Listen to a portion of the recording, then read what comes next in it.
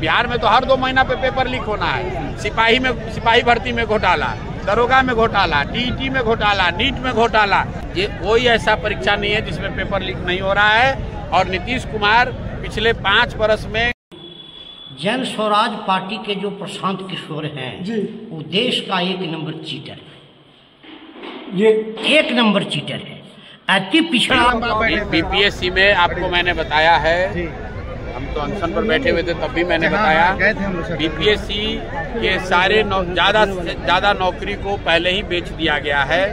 1000 करोड़ से ज़्यादा का घोटाला किया गया है। 30 लाख से लेकर 1.5 करोड़ रुपए तक में एक पद बेचा गया है। हम लोग छात्रों के साथ लड़ रहे हैं कि वो परीक्षा कैंसिल हो और कल कोर्ट में उसकी सुनवाई भी है। छात्र आज भी गर्दनी बाग में धरने पर बैठे हुए हैं। लेकिन अगर बीपीएससी का एग्जाम फिर से हो भी जाए तो भी वो बच्चों के साथ न्याय नहीं होना है, क्योंकि नौकरियां तो पहले ही बेच दी गई हैं।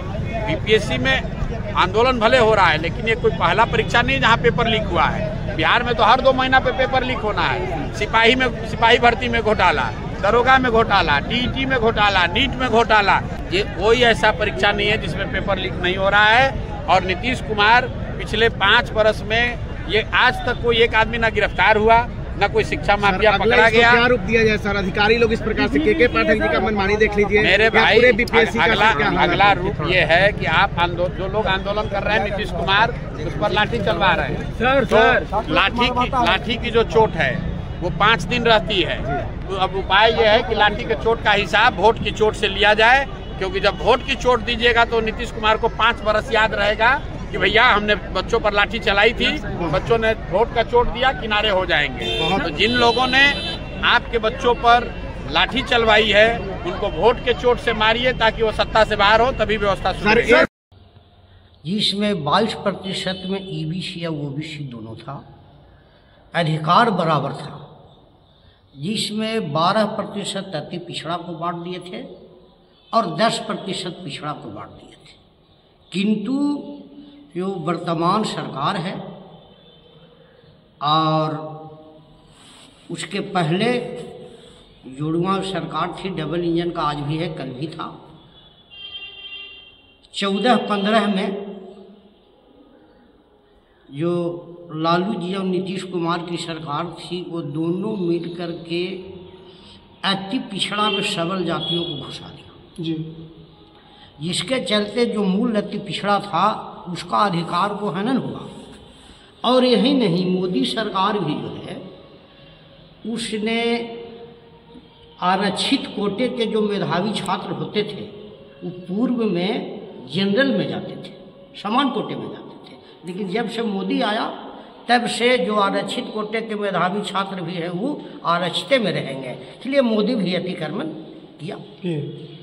तो यह अतिक्रमण से त्रस्त अति पिछड़ा एक नहीं है, पिछड़ा भी है, और अनुसूचित जाति और अनुसूचित जनजाति भी है। इनका जो मेधावी छात्र है 95% से अधिक नंबर लाता है तो नौकरी चाकरी में जाता है। लेकिन जो जनरल कोटे के लोग हैं वो कमे नंबर लावेंगे, 80, 85, 70, 79, 80, तो वो कोटा में चले जाते हैं। तो अरे भाई, तू हमारा आरक्षण दे करके मुझे क्यों मूर्ख बना रहे? पूरे आरक्षण खत्म करो सबों को और समान शिक्षा प्रणाली लागू करो, और जितना निजी विद्यालय, महाविद्यालय, विश्वविद्यालय हैं उसको राष्ट्रीय अपराध घोषित करके जब्त करो, और नहीं तो हमारा अधिकार के अतिक्रमण न करो। अति पिछड़ा आयोग का गठन केंद्र में भी करो और कर्पूरी फार्मूले के आधार पर अति पिछड़ा का आरक्षण केंद्र में भी दो। दूसरी है कि जो यहाँ 14-15 में जो सबल जातियों को घुसाया गया उससे अति पिछड़ा से अलग करके उसकी आरक्षण की व्यवस्था करो। मेरा उस पर कोई विरोध नहीं है, हाँ, उसको अलग करो।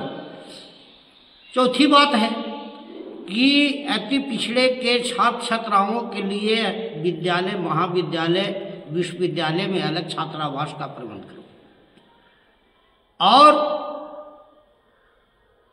अनुसूचित जाति एवं अनुसूचित जनजाति जैसे अति पिछड़ी सदस्यों को विधानसभा, लोकसभा, विधान परिषद और राज्यसभा में राजनीतिक आरक्षण की व्यवस्था करो। क्या तो मैंने जो 30 जनवरी का शांति प्लेस नगर परिषद टिकारी के सामने जो कर्पूरी जयंती मना रहे हैं, वह हमें मेरा मुख्य रूप से अति पिछड़ा का जो मांग है, इसका जो अधिकार है, इसको अधिकार के इनके जयंती के माध्यम से हम अति पिछड़ी जो जनता है या जो शोषित पीड़ित जनता है, पिछड़ा में भी शोषित है लोग, जो जिसका भी आरक्षण को अतिक्रमण किया है, दलित को भी किया है, इसलिए इस आवाज़ को हम ले जाएंगे और सरकार को शिकस्त करने का काम करेंगे, चाहे वह राज्य की सरकार हो या केंद्र की सरकार। लेकिन अगर नहीं सुनती है, जैसे कि मान लीजिए कि यहाँ पे अपने कार्यक्रम रख लिए, इसके बाद क्या अगर नहीं सुनती है तो क्या आगे क्या कदम होगी?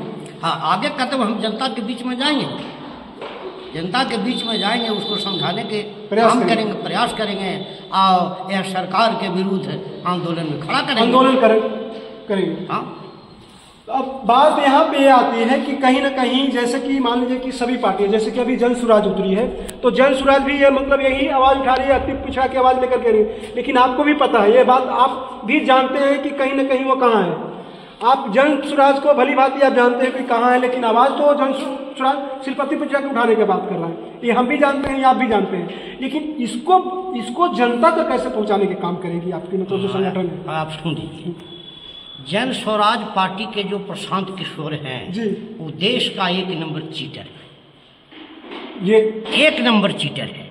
अति पिछड़ा धोखा खाते आया है, इनके धोखा में पड़ने वाला नहीं है, इसलिए कि अति पिछड़ा का केवल नाम लेते हैं, वो अति पिछड़ा के कोई भी मुद्दा नहीं उठा रहे हैं। अति पिछड़ा के 6-7 मुद्दा है जो मैंने अभी रखा, इसको उठावे तो वो इस आवाज को कहां तक आप लोग पहुंचा पाइएगा? जब तक अति पिछड़ा नहीं उभर पाएगा, क्योंकि कहीं ना कहीं ये वो आवाज को बुलंद कर रहे हैं। जैसे कि 20,000 किलोमीटर का मतलब बाइक यात्रा प्रशांत किशोर जी ने निकाले हैं, हमने जाकर के कुछ मतलब राइड भी लिए थे।